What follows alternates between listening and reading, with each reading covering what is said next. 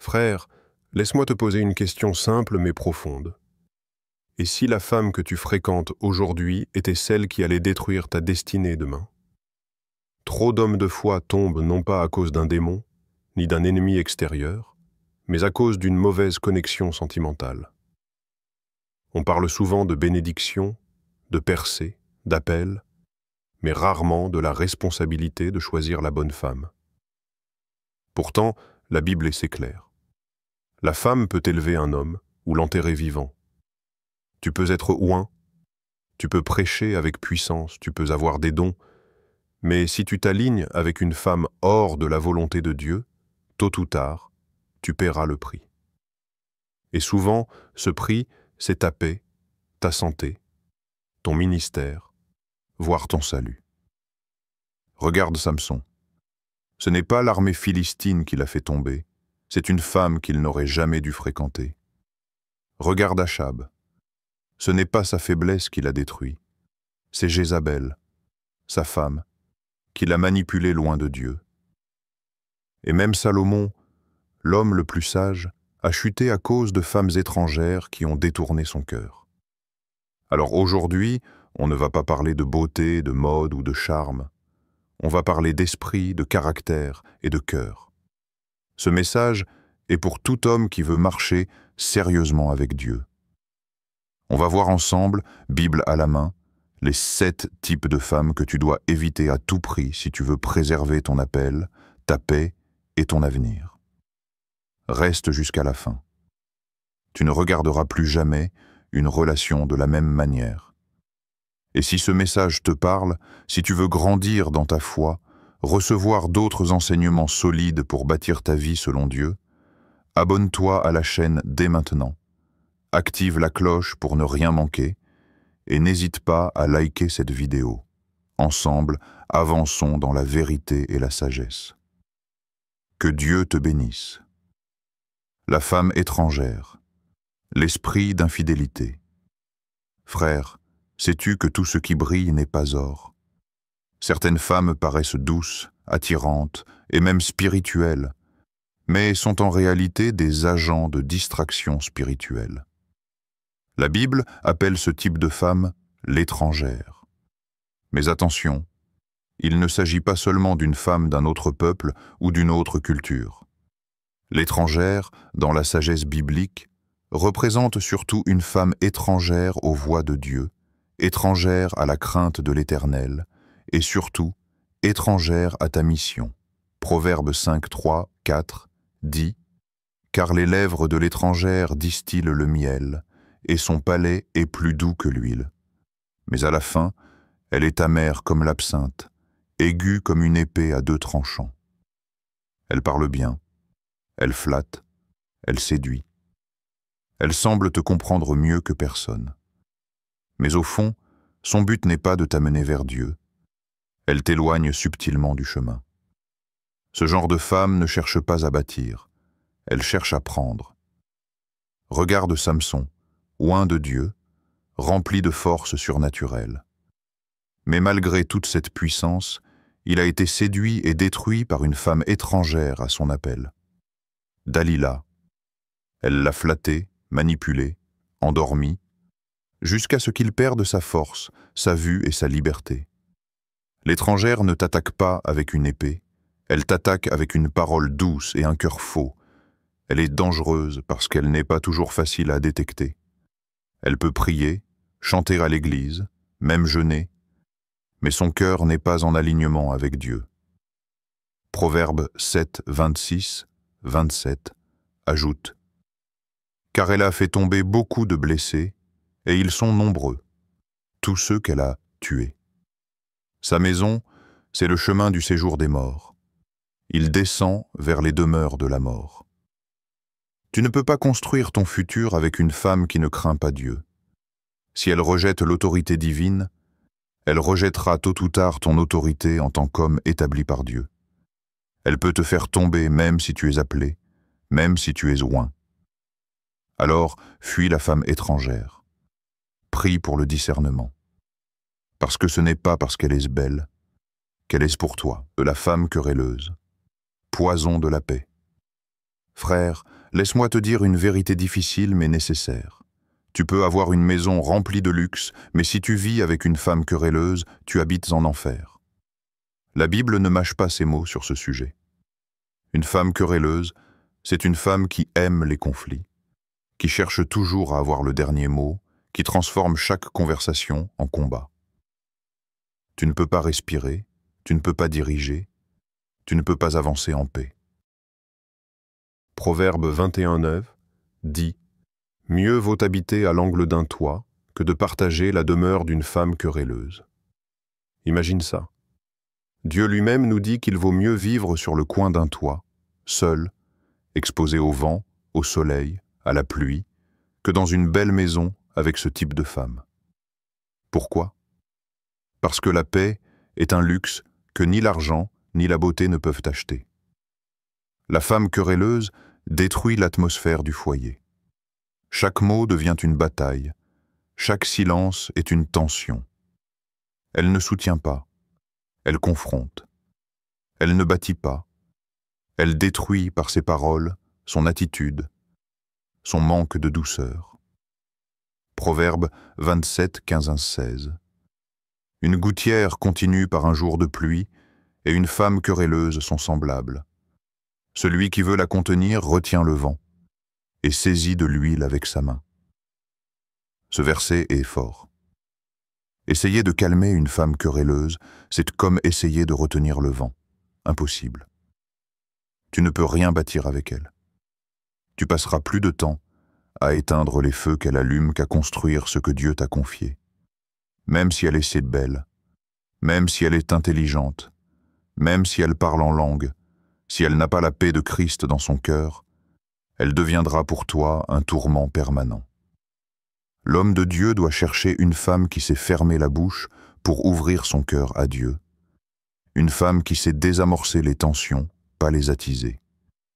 Car un homme appelé a besoin de paix pour écouter Dieu, pour prendre des décisions, pour progresser. Frère, ne choisis jamais une femme avec qui tu dois te battre pour garder la paix. Si tu vois déjà des signes de querelles répétées, d'un esprit dominateur, d'un refus de dialogue paisible, sache que ce n'est pas la femme que Dieu a pour toi. 3. La femme sans pudeur, ennemie de la sainteté. Frère, sois vigilant. Ce n'est pas parce qu'une femme est belle qu'elle est pour toi. Ce n'est pas parce qu'elle attire les regards qu'elle attire la faveur de Dieu. La femme sans pudeur, c'est celle qui expose son corps mais cache son cœur, celle qui séduit par l'apparence mais est vide de crainte de Dieu. Elle ne sait pas que le corps est un temple du Saint-Esprit, et elle l'utilise comme un outil de contrôle, d'influence, parfois même de provocation. Proverbe 11, 22 dit « Un anneau d'or au nez d'un pourceau, c'est une femme belle et dépourvue de sens. » Le message est clair. La beauté sans sagesse, c'est du gaspillage. Elle peut être magnifique extérieurement, mais si elle n'a ni pudeur ni discernement, elle est aussi dangereuse qu'un piège bien décoré. La pudeur, ce n'est pas juste une question de vêtements, c'est une attitude du cœur. Une femme pudique respecte son corps, respecte les autres, respecte Dieu. Elle attire par sa paix, sa douceur, sa dignité. À l'inverse, la femme sans pudeur cherche l'attention des hommes plus que l'approbation de Dieu. Proverbe 7, 10. Et voici, une femme vint au-devant de lui, ayant la mise d'une prostituée et ruse dans le cœur. Ce verset parle d'une femme qui s'habille pour séduire, mais dont le cœur est rempli de tromperie. Ce genre de femme ne veut pas ton âme, elle veut ton attention. Elle ne veut pas ton cœur, elle veut ton énergie. Et à la fin, elle te vide spirituellement. Tu peux être fort, concentré, en prière, mais si tu te lies à une femme sans pudeur, ta vigilance tombe. Tu commences à tolérer ce que Dieu rejette. Tu commences à relativiser la sainteté. Et progressivement, tu t'éloignes de la pureté que Dieu demande. Frère, si elle attire tous les regards, mais ne garde pas son cœur, elle n'est pas pour toi. Un homme de Dieu doit chercher une femme qui comprend la valeur de son corps, qui se couvre non par religiosité, mais par révérence. car la sainteté commence dans l'intimité du cœur et se manifeste dans le comportement. Ne te laisse pas piéger par l'emballage. Cherche une femme dont la beauté intérieure reflète la présence de Dieu. 4. La femme manipulatrice. L'esprit de Jézabel. Frère, fais bien attention. Toutes les femmes fortes ne sont pas des femmes dangereuses, mais toute femme manipulatrice devient une menace pour ta destinée. Dans la Bible, personne ne représente mieux la femme manipulatrice que Jézabel. C'est une femme qui ne frappe pas avec les poings, mais avec la ruse, l'intimidation et le contrôle émotionnel. Elle ne veut pas seulement vivre à tes côtés, elle veut te diriger à ta place. 1 Roi 21-25. Il n'y eut personne qui se vendit à faire le mal comme Achab, que sa femme Jézabel excitait. Tu vois? Ce n'est pas Achab qui a eu l'idée du mal. C'est Jézabel qui a excité son cœur, qui l'a incité à prendre ce que Dieu lui avait interdit. Une femme manipulatrice t'amènera toujours à faire des compromis, à abandonner tes principes pour satisfaire ses désirs. Jézabel n'était pas passive. Elle se servait de son influence pour contrôler, humilier, détruire. Elle a même cherché à faire taire les prophètes de Dieu. Et c'est ce que l'esprit de Jézabel fait encore aujourd'hui. Il veut étouffer l'onction, éteindre la voix de Dieu dans ta vie, te rendre muet spirituellement. Cette femme peut prier, parler avec autorité, se présenter comme la femme idéale. Mais si elle n'accepte pas l'ordre divin, si elle refuse de se soumettre à Dieu, elle cherchera tôt ou tard à te soumettre à elle. Apocalypse 2, 20. Jésus lui-même déclare à l'église de Thyatire: « Mais ce que j'ai contre toi, c'est que tu laisses la femme Jézabel enseigner et séduire mes serviteurs. » Ce n'est pas une question d'intelligence ou de leadership. C'est une question de cœur rebelle, de domination, de séduction spirituelle. Une femme manipulatrice peut te couper des bons conseillers, t'éloigner de ta famille spirituelle, t'isoler pour mieux te contrôler. Frère, une femme qui te pousse à désobéir à Dieu, même en douceur, travaille pour l'ennemi. Le véritable amour biblique n'a pas besoin de manipulation. Une femme de Dieu ne cherche pas à diriger ton appel. Elle prie pour lui, elle le soutient, elle le protège. Fuis la femme qui t'ordonne en prétendant t'aimer. Tu n'as pas besoin d'une reine, Jézabel. Tu as besoin d'une Esther, d'une Ruth, d'une femme qui élève ton âme, pas ton ego. 5. La femme paresseuse, tueuse de vision. Frère, un homme de destinée ne peut pas s'unir à une femme qui dort pendant que Dieu travaille. Il faut le dire sans détour, la paresse est un poison lent. Et lorsqu'elle habite dans une femme, elle devient une ennemie silencieuse de la vision. Ce n'est pas qu'elle attaque, ce n'est pas qu'elle manipule, c'est pire. Elle ne fait rien.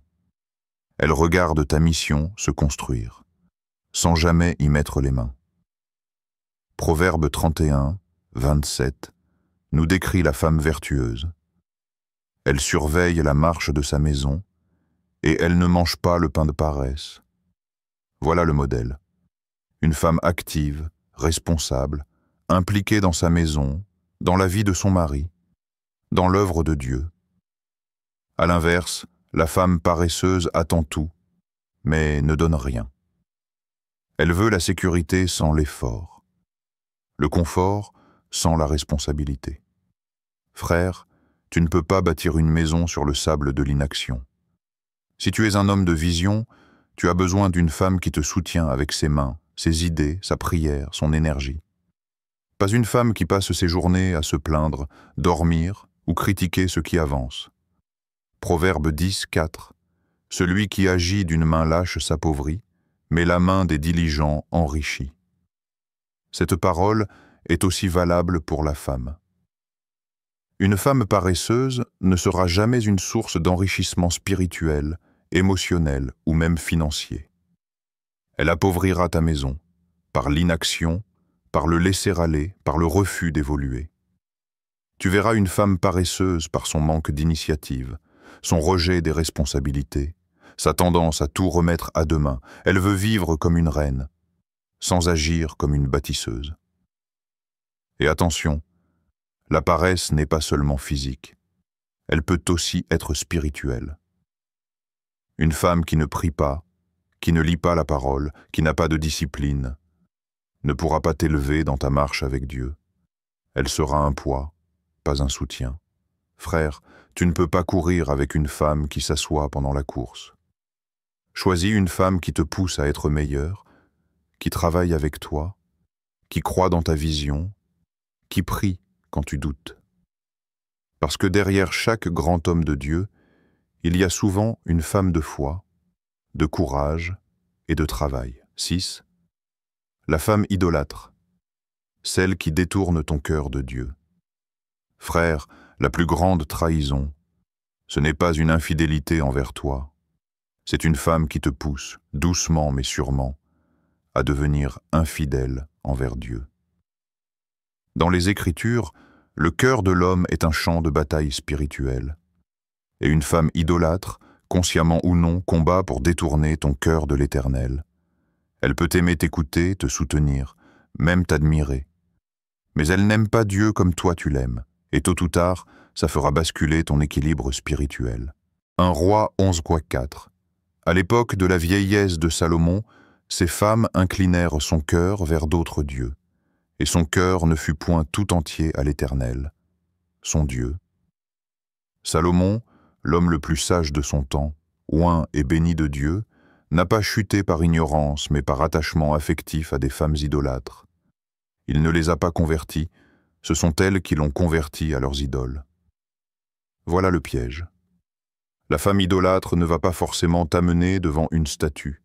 Non, elle peut idolâtrer les réseaux sociaux, l'argent, la mode, le succès, ses émotions ou même elle-même. Et tout ce qu'elle place au-dessus de Dieu deviendra un mur entre toi et ton appel.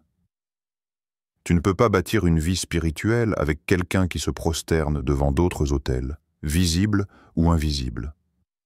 2 Corinthiens 6,14. Ne vous mettez pas avec les infidèles sous un joug étranger. Car quel rapport y a-t-il entre la justice et l'iniquité? Ou quelle communion entre la lumière et les ténèbres? Frères, ce n'est pas de la rigidité, c'est de la protection divine.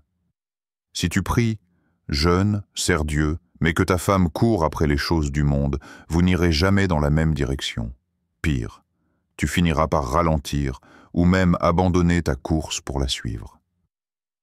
La femme idolâtre, c'est celle qui te met la pression pour délaisser les choses de Dieu, qui minimise ton engagement, qui se moque du feu que tu portes. Elle te dit « tu exagères ». Dieu comprend. Tu pries trop, mais le diable n'a pas besoin de te faire tomber, il suffit qu'il t'éteigne. Frère, choisis une femme qui aime Dieu plus que toi, parce que celle qui met Dieu en premier saura toujours te garder à ta juste place. 7. La femme sans sagesse, imprudente et destructrice. Frère, tu peux avoir une femme belle, talentueuse, passionnée, mais si elle est dépourvue de sagesse, elle deviendra un feu incontrôlable dans ta maison. La Bible dit clairement, ce n'est pas la beauté, ni l'intelligence, ni même l'amour qui bâtit une maison, c'est la sagesse. Et une femme qui manque de sagesse peut ruiner ta paix, détruire ton témoignage et saboter ton avenir, simplement par des paroles mal placées, des décisions impulsives ou un caractère déséquilibré. Proverbe 14, 1. La femme sage bâtit sa maison, et la femme insensée la renverse de ses propres mains. Regarde bien ce que ce verset dit. Ce n'est pas l'ennemi, ce ne sont pas les épreuves, c'est la femme elle-même qui détruit sa propre maison. Par manque de discernement, par orgueil, par refus de se laisser instruire, par émotion incontrôlée. La femme sans sagesse parle avant de réfléchir. Elle expose ce qui devrait rester confidentiel. Elle prend des décisions sous l'effet de la colère. Elle est facilement influencée par les réseaux, les copines ou les émotions du moment. Proverbe 9, 13 décrit ce type de femme ainsi: « La folie est une femme bruyante, stupide et qui ne sait rien. » Forte image. Elle parle beaucoup, mais ne produit rien de bon. Elle donne des avis sur tout, mais n'a aucun fruit dans sa propre vie. Elle critique, elle conteste, mais ne corrige jamais son propre comportement. Frère, une femme sans sagesse te fera honte publiquement, ruinera tes relations et surtout, elle éteindra ta paix intérieure. Et ce qui est plus dangereux encore, elle ne s'en rendra même pas compte. Car l'insensée ne voit pas les dégâts qu'elle provoque, elle se justifie au lieu de se corriger. Tu ne peux pas construire l'avenir avec une femme qui ne maîtrise pas son présent. Un homme de vision a besoin d'une femme posée, réfléchie, guidée par la parole, capable de se taire quand il faut se taire, de parler avec grâce et surtout de consulter Dieu avant d'agir. Proverbe 31, 26. Elle ouvre la bouche avec sagesse et des instructions aimables sont sur sa langue. Voilà le modèle. Une femme remplie de la sagesse d'en haut, pas d'une sagesse charnelle. C'est elle qui sera ta force discrète, ta paix dans les tempêtes, ton appui dans les décisions. Frère, ne cherche pas juste une femme qui t'aime. Cherche une femme qui sait écouter Dieu. C'est elle qui fera de ta maison un sanctuaire. Frère, aujourd'hui, nous avons parcouru ensemble des vérités souvent ignorées, parfois difficiles à entendre, mais essentielles pour tout homme qui marche avec Dieu. Choisir une femme, ce n'est pas simplement trouver une compagne pour partager la vie, c'est choisir une partenaire spirituelle qui façonnera ta destinée. La Bible nous montre que certaines femmes, par leurs attitudes et leur cœur, peuvent être des sources de bénédiction ou des pièges pour ta vie, ta foi et ton appel. La femme querelleuse détruit la paix, la femme sans pudeur détourne ton regard de Dieu, la manipulatrice t'éloigne de la vérité, la paresseuse freine ta progression, l'idolâtre éloigne ton cœur de l'Éternel, et la femme sans sagesse risque de ruiner ce que Dieu a bâti. Mais ce message n'est pas pour te condamner, ni pour te faire peur. C'est pour t'éveiller au discernement. Le Seigneur veut que tu sois sage, vigilant, et que tu cherches la femme qui t'élèvera dans ta marche avec lui. Prends ce temps pour prier, pour demander à Dieu la direction et la sagesse. N'accepte jamais une relation qui éteint le feu de Dieu en toi. Cherche plutôt celle qui te pousse à être un homme meilleur, un serviteur fidèle, un fils obéissant.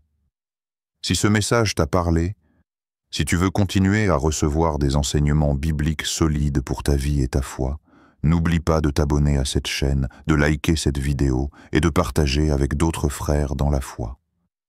Que Dieu te bénisse abondamment et te guide dans chaque choix, car ta destinée est précieuse aux yeux du Seigneur.